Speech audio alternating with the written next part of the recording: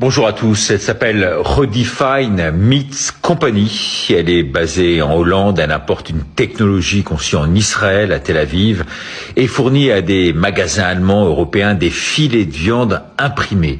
Oui, vous avez bien entendu, des filets de viande de saucisses imprimés. C'est à partir d'une biopsie de cellules souches animales qu'est conçu cet ersatz, selon le type de viande souhaitée, bœuf, porc, volaille et bientôt poisson.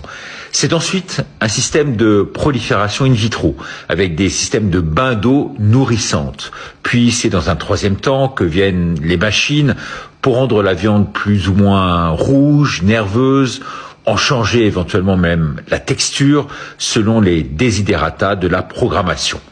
Dans ce bioréacteur que vous voyez façonné par l'intelligence artificielle, eh bien les cellules interagissent alors en cellules graisseuses et musculaires. Ensuite, un robot rentre en piste pour donner à partir d'une pâte fécondée un semblant d'apparence de viande. Résultat, 500 000 tonnes de steak produits par mois, avec la bénédiction bien sûr européenne, et même tous ces encouragements. Ce sont nos éleveurs vraiment qui vont apprécier.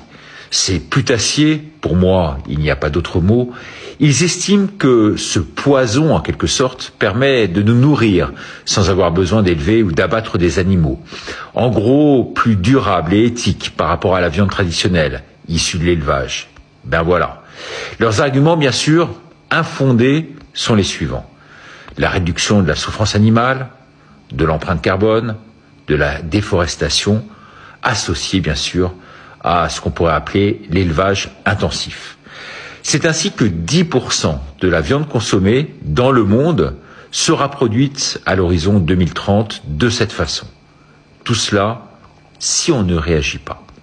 Du tube à essai, à la table, il n'y a plus qu'un pas. Ce n'est plus de la science-fiction. C'est un monde devenu si cruel, absurde, chaotique, où même la bonne viande n'en est plus une. Ma grand-mère, à l'époque, parlait de creuser sa tombe avec son ventre. N'est-ce pas là plus que jamais d'actualité ? Bientôt, l'homme sera reproduit ainsi, en 3D.